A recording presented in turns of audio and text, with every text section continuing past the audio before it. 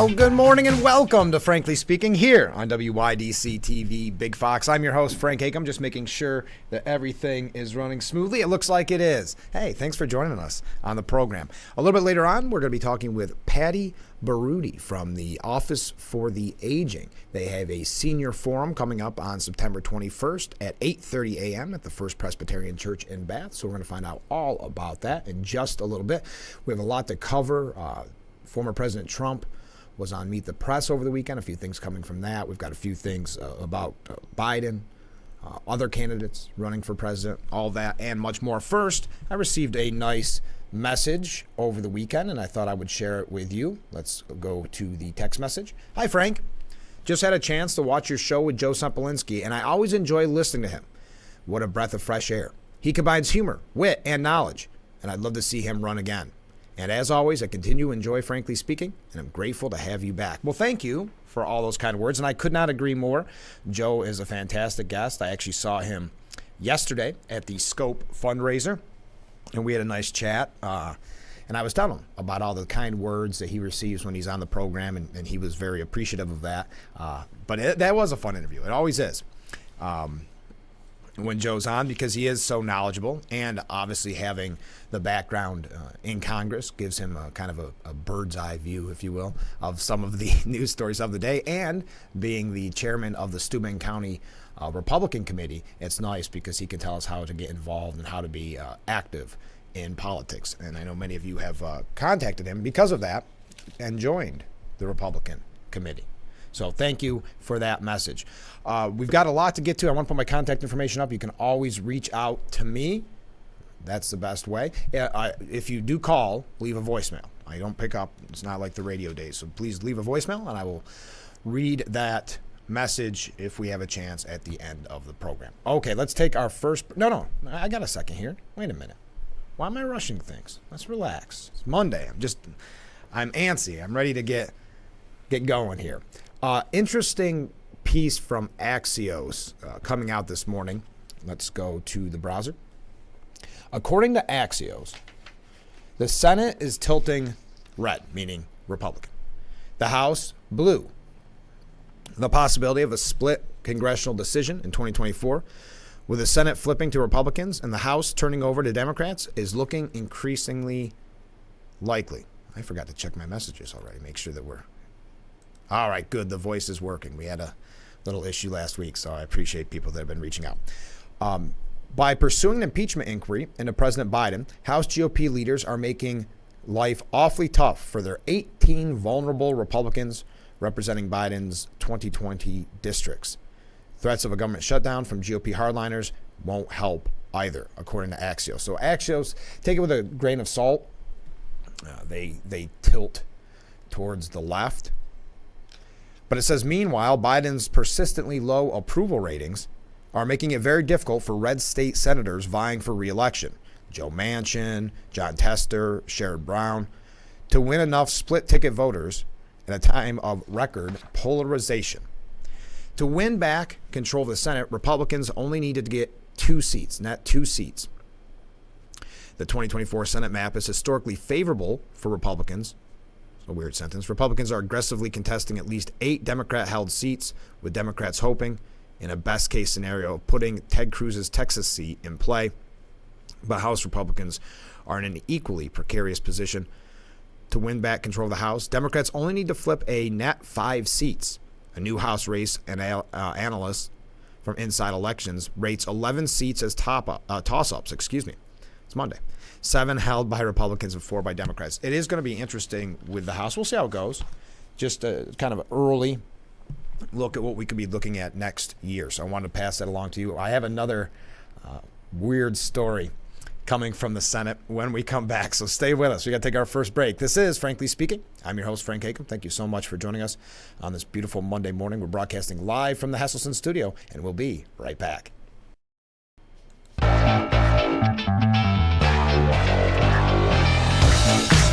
And we are back with Frankly Speaking here at WYDC TV Big Fox. I'm your host, Frank Acom. We are broadcasting live from the Hesselson studio here on Marcus Street in Corning. By the way, I forgot, we got a virtual wave, so thank you for that. All right, so I mentioned a weird story coming out of the Senate. Chuck Schumer has now ended the dress code for the Senate because of Fetterman's hoodies. Now, you know Fetterman out of Pennsylvania, very often just wearing a hoodie and shorts. I guess he's known for not liking suits, which seems, I don't know.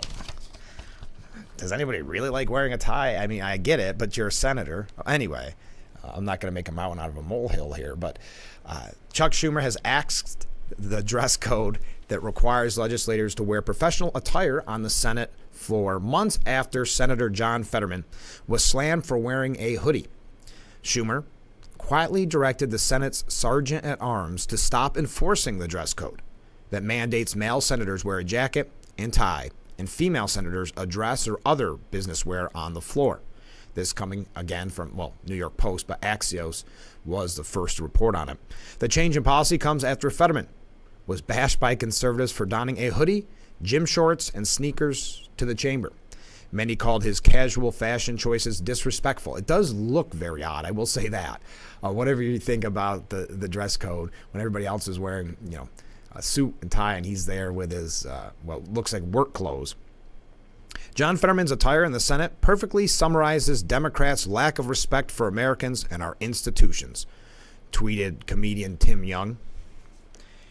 He's setting a new dress code, Senator Peter Welch joked to the Associated Press. He was struggling, and now he's a joyful person to be around. That's nice.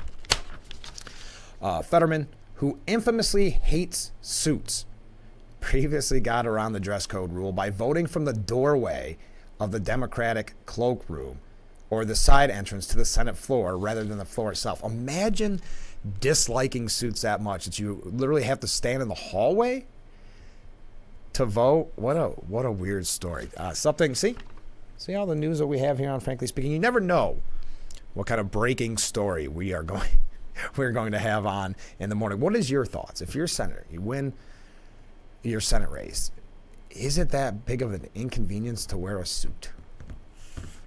You could be the judge for yourself. I won't make any judgment calls because really, in the scheme of things, not very important. But coming up in just a moment when we come back from break, I think it was was it Washington Post? I don't know. It got cut off here, but they're saying that Biden is having a very tough September. Well, that's bad news because it's only halfway through September. But Biden's rough September. You've got the auto strike, his son's indictment. He's got inflation and the impeachment inquiry. So we're going to talk about that when we come back. As always, please reach out to me with your questions, comments, concerns, and or criticisms. And we'll try to address all of them before the program is over. So let's take that short break. This is Frankly Speaking here on WYDC TV. Big Fox, stay with us.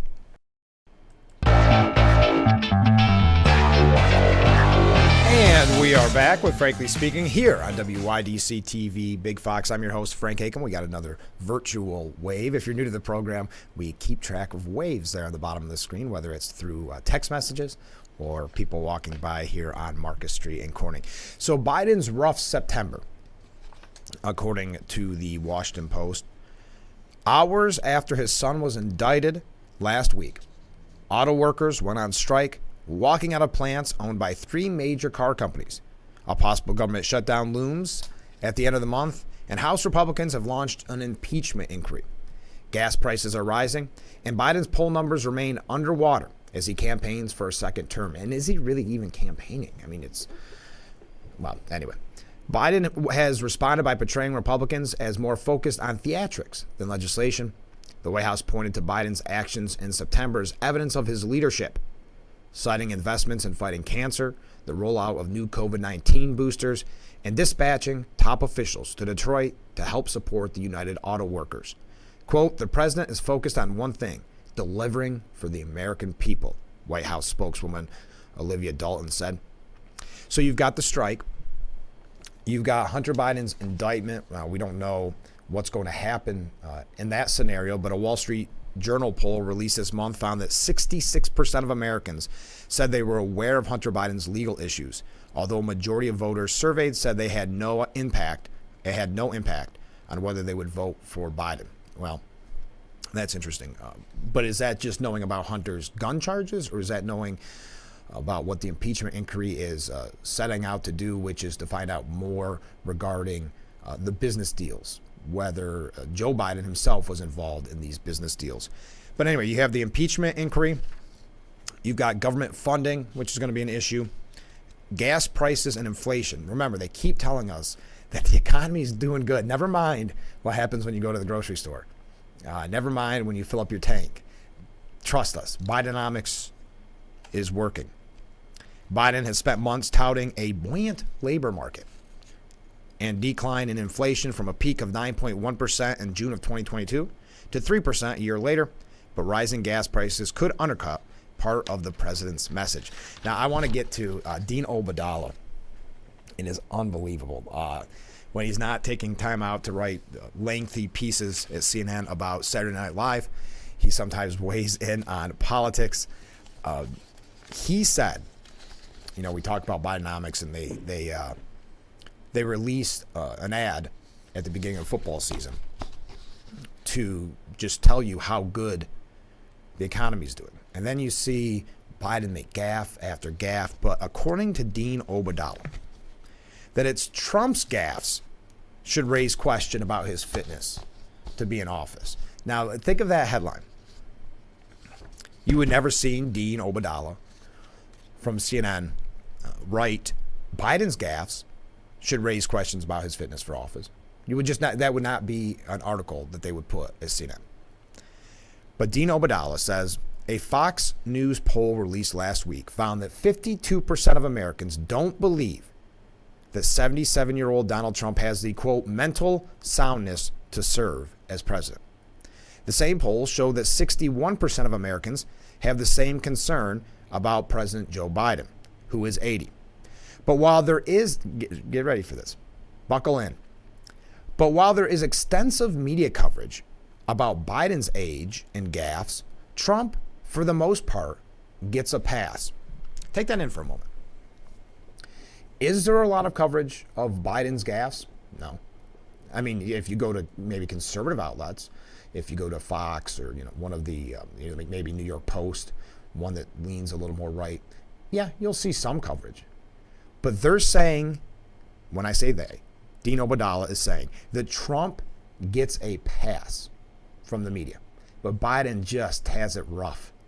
Isn't that amazing? That goes back to what we talked about extensively last week, which is the White House sending out a memo, a note to the media saying, be easier on Joe and attack Republicans because of this impeachment inquiry. It blows your mind. They've had it made from media coverage. And how you doing? Someone's taking a picture. Okay. Hey, there we go. Live on the air. So that doesn't happen every day. I should have flipped the screen. Oh, there we go. Add away. So they can't even take a little bit of criticism. Obama was very similar to this. And then we saw, of course, the media and their all-out attack on Trump. So it's kind of fascinating to see that Dean Obeidallah, I got distracted from taking that selfie, I apologize, that Dean Obeidallah says that Trump, for the most part, gets a pass. I want to talk more about this in just a little bit. So stay with us. I'm going to regroup after having the paparazzi following me. So stay with us. We'll be right back with Frankly Speaking here on WYDC TV, Big Fox. And we are back with Frankly Speaking here on WYDC TV, Big Fox. I'm your host, Frank Acom. We are broadcasting live from the Hesselson studio here on Marcus Street in Corning. I believe maybe I messed up my schedule. I've got to find out more, but we're supposed to talk this morning with Patty Baruti from the Office for the Aging. I have not heard from her yet, so I'm going to reach out. I think I might have messed up on what my schedule is. So hopefully we can talk to her soon because they have that senior forum for September 21st at 8:30 a.m. at the First Presbyterian Church in Bath. Okay, so Trump's gaffes. Again, I don't want to belabor this point, but we've got to really dissect this for a moment. Trump's gaffes should raise questions about his fitness for office. Now, according to Dean Obeidallah, There is extensive media coverage about Biden's age and gaffes. Trump, though, for the most part, and this is a quote from CNN, gets a pass. Regardless of the reason for the pause, I guess former President Trump was giving a speech and there's a pause. Some people said he was getting emotional. But anyway, regardless of the reason for the pause, imagine if Biden had abruptly stopped the speech midway through and began looking around the audience for more than half a minute.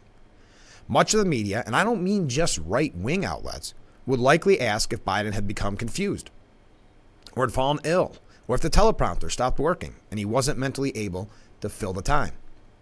Such a clip of Biden would probably be played nonstop on cable news and dissected by pundits and even doctors specializing in cognitive issues. You know, one of the problems I have with this, and do you remember when Trump first got into office, they demanded that he take a cognitive test? And he did, and he passed with flying colors, I think is how he said it. That has never been demanded of Biden. So right at the face value, Dean Obeidallah is being misleading. Again, I hate this term because it's used so often. I think it's used so incorrectly. But he's gaslighting us. He wants us to believe that Biden is getting the tough media coverage where Trump is getting a pass. What's your thoughts on that? Trump's gaffes may simply be mistakes, he says. But his continued false claims that he won the 2020 election warn us that he is either one of the most committed liars we've ever seen or his views are delusional. In either case, for the sake of our nation, Trump can never again be trusted to be the commander-in-chief. That is Dean Obeidallah, again, telling us that Trump getting easy coverage by the media, whereas poor Biden, that is getting attacked by the media. Okay. I mean, I guess, again, it's like telling us that the economy is doing great, even though we still go to the grocery store and we know how much it costs us just to survive. But you gotta take Dean Obeidallah at his word that the media has just been so unfair to Biden and so good to former President Trump. Now, there's quite a few other issues about Biden that we're going to get to here. Let me see. How am I doing on time? I'm doing good on time. Speaking of that issue, though, specifically, Donald Trump, he was on Meet the Press, I believe it was. He was on NBC News yesterday. And he says he backs cognitive testing for presidents. Oh, something's loud out there. And he questioned Biden's ability, how he would do in the cognitive test. He said, I don't think Biden's too old. This is on NBC News. But I think he's incompetent. And that's a bigger problem. Now, of course, they're criticizing Trump in this piece, even though Dean Obeidallah says that doesn't happen with his gaffes, because I guess he said something about starting World War II, meaning I'm sure World War III, but said II. And so that's the biggest part of this article coming from the Daily Mail out of the United Kingdom. Donald Trump, 77, says he backs cognitive testing for presidents. And hours after claiming he could start World War II. But anyway, he said, some of the greatest world leaders have been in their 80s. I'm not anywhere very near 80, by the way. Trump is 77. I took a test 3 years ago. Yeah, right at the beginning of his presidency. I remember the media was demanding it, saying that they were almost giddy thinking that he had mental health issues. And so when it came out and when he took the test and that he passed, I remember there was almost a disappointment in the media's response to it. For some reason, wanting the president of the United States, the leader of the free world, to have some type of mental issue. But anyway, and as the doctor said, and it was in front of doctors and a whole big deal at Walter Reed, which is an incredible place, and I aced it. I got everything right. I'm all for testing. I frankly think testing would be a good thing. A lot of people say it's not constitutional to do it, but I would be for testing, to test to make sure everyone's just fine. But a lot of people say that can't happen because of the Constitution. So that is former President Trump suggesting that there should be cognitive testing for president. Didn't Nikki Haley suggest that too? Nikki Haley's in the media a lot again. I keep mentioning this.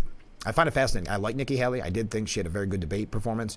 But why is the media pushing her so hard? Why does it seem like the more liberal people that or maybe that are in the news, want Nikki Haley in there so bad. Now, I think there is an argument to be made. She is electable, that she maybe could do better in the general than in the primary.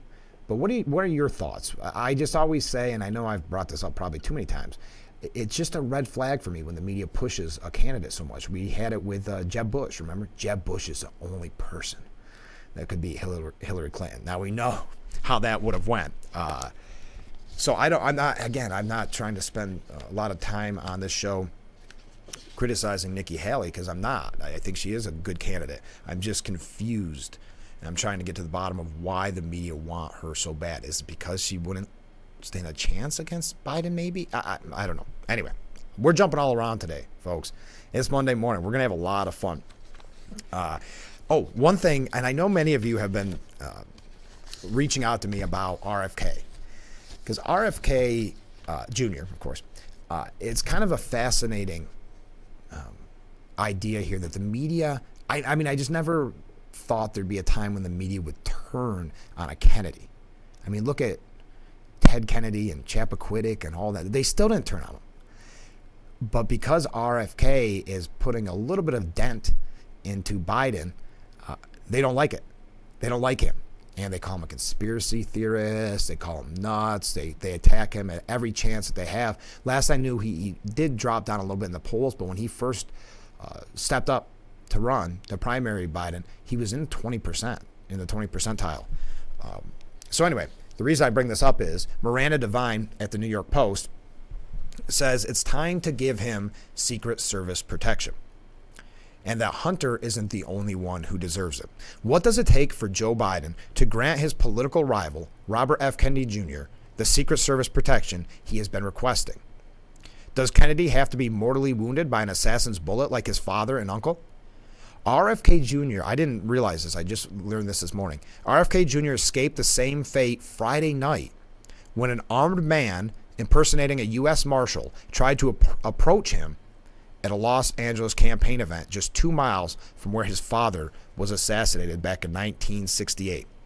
His private security team managed to avert catastrophe, but this is exactly the sort of threat he has warned about.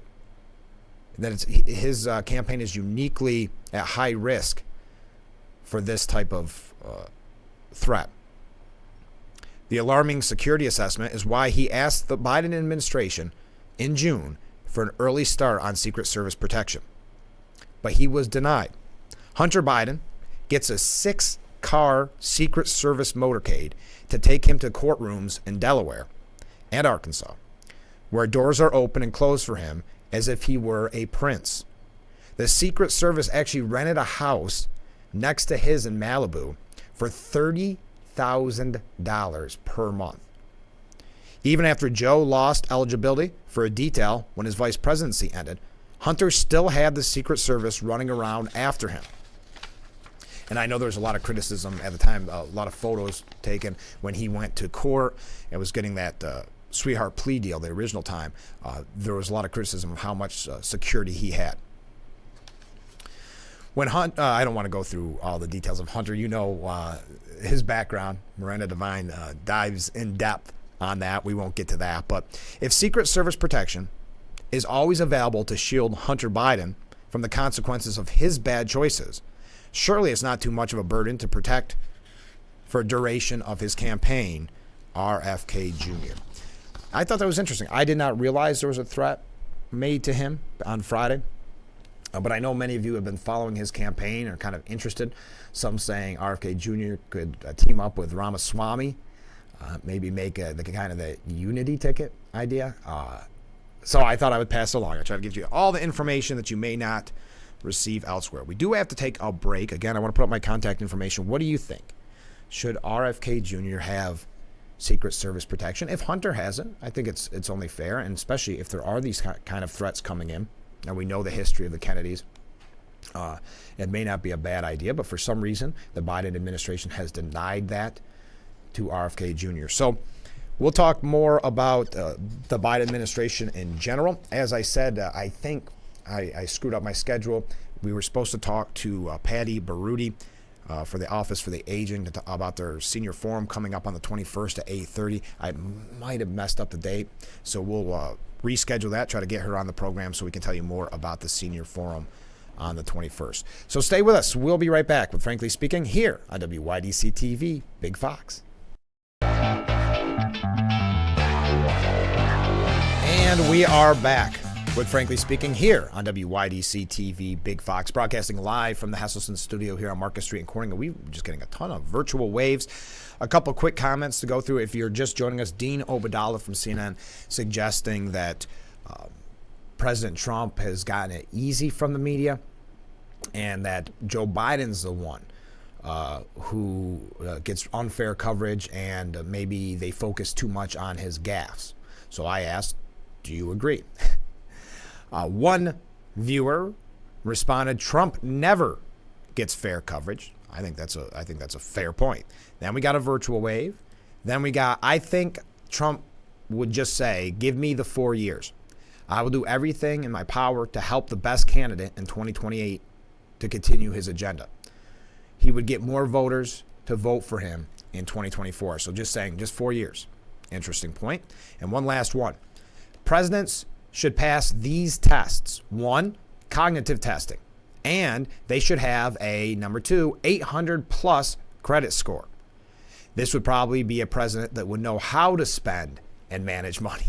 Yeah, I wonder what Joe Biden's credit score is. But those are all very good comments. Keep them coming in. I always appreciate when people reach out and weigh in on the topics of the day that we are discussing. So there is the contact information. There's an interesting piece by Stephen Hayward kind of in this vein. And he says, Biden's tall tales encapsulate the liberal mentality. Nearly all politicians exaggerate or tell tall tales about themselves. It's practically a requirement of the occupation, an expression of their typically large egos and ambition.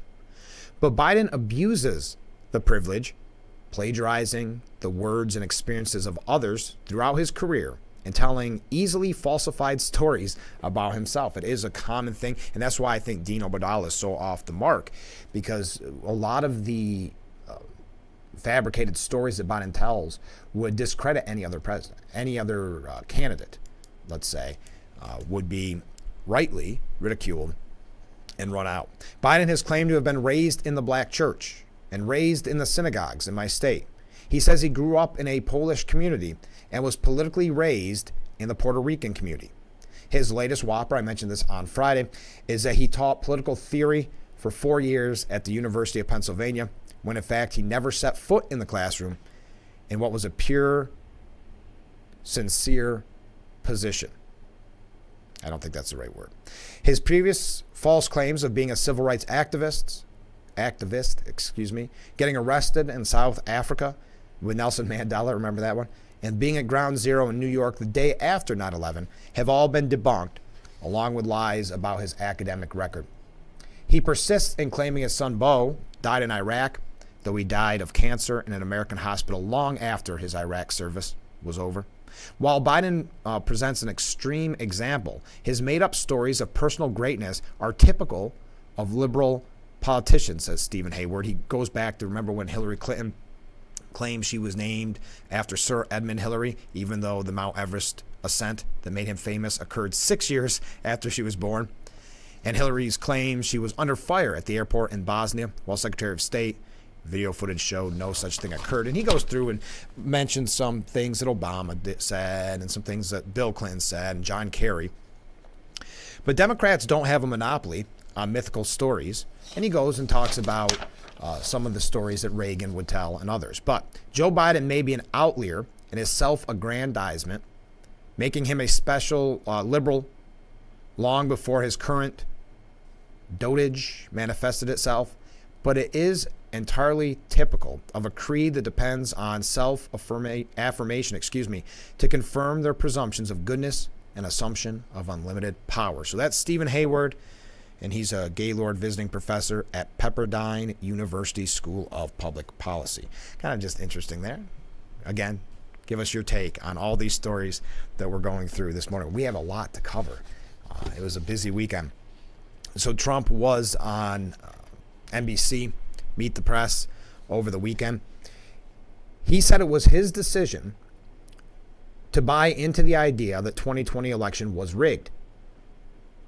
He didn't respect the aides who told him he had lost. Donald Trump on Sunday said it was quote, my decision to believe that the 2020 presidential election was rigged, saying he didn't respect the aides and lawyers who told him he lost. Because I didn't respect them was his exact response. As to whether or not I believed it was rigged, oh sure, it was my decision. But I listened to some people. I was listening to different people, and when I added it all up, the election was rigged, he said in the exchange. I'm surprised in a way that NBC had him on Meet the Press. We know that there's been talks in the media of just not covering him, and specifically his rallies, because they, originally they covered the rallies because they thought it was a joke. Look at all these rubes. And then the message started resonating with a lot more people. So now they've said, and this is their exact term, platform.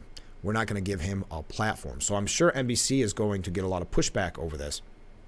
But it is interesting that they did give him some coverage, let him on Meet the Press. So we're going to talk more about what he had to say, a few things here about the presidential race in general.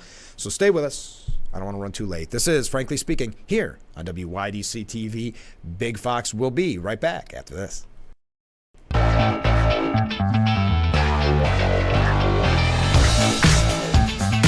And we are back with Frankly Speaking here on WYDC TV Big Fox. I'm your host, Frank Acom.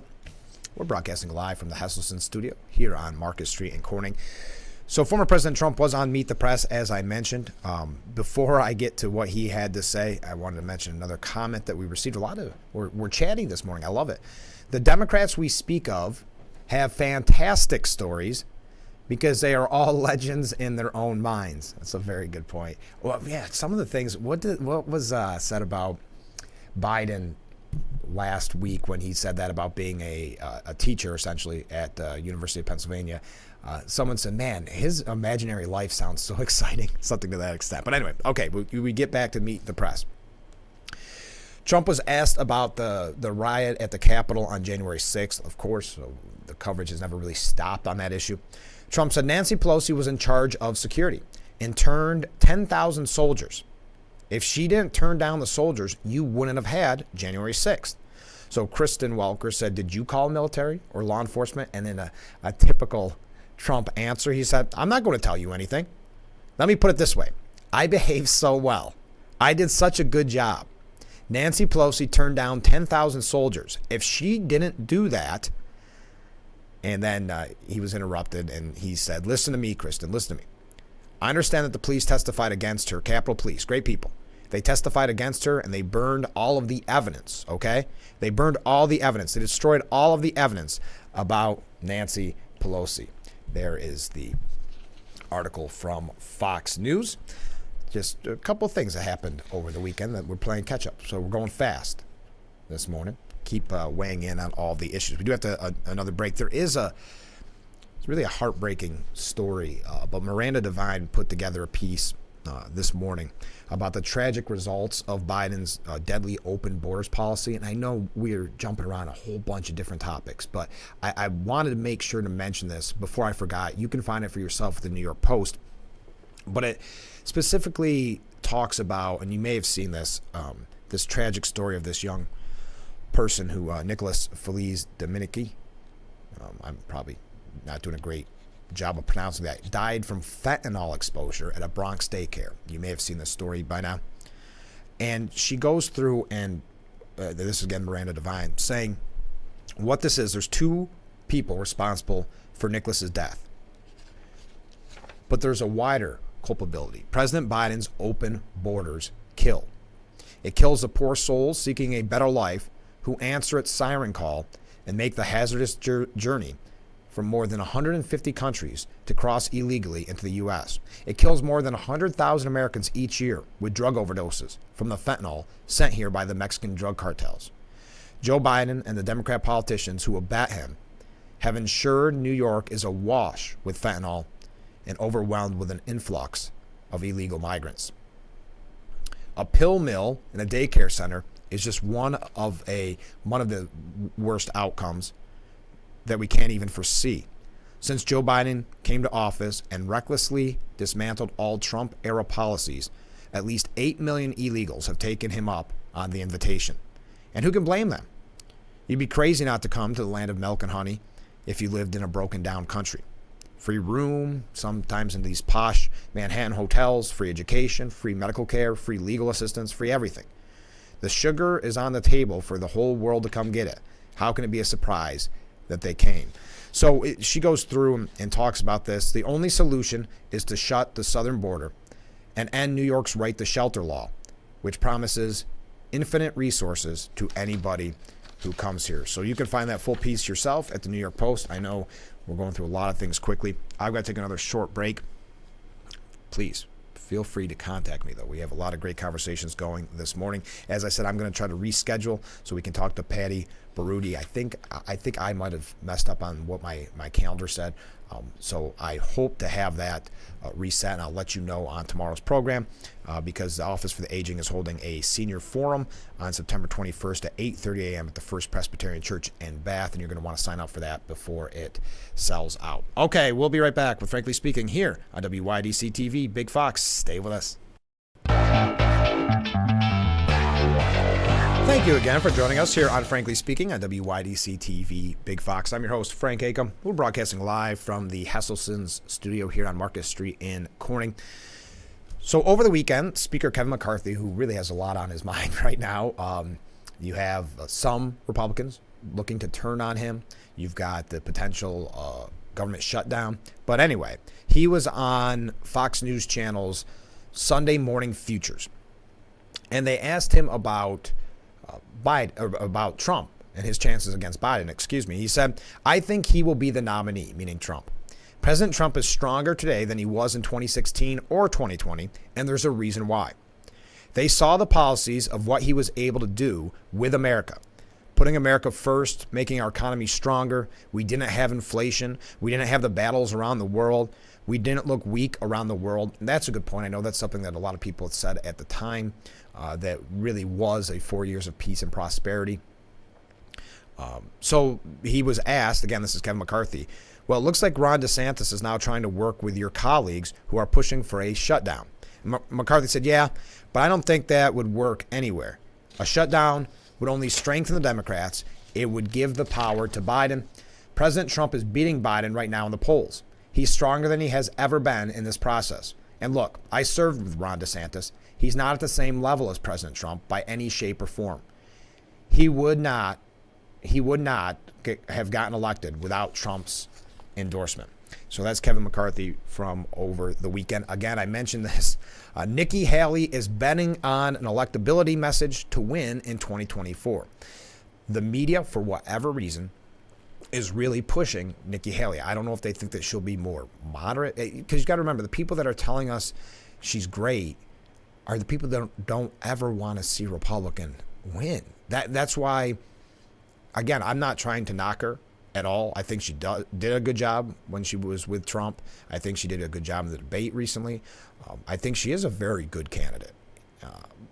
But I'm confused why the media is pushing her like they did Jeb Bush, for instance, or Romney or McCain.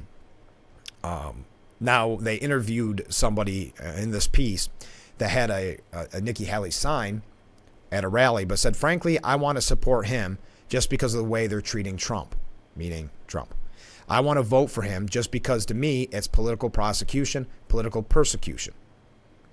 But I think Nikki's a better candidate. Because of some of the positions she's taken, she's going to be better accepted in a general election.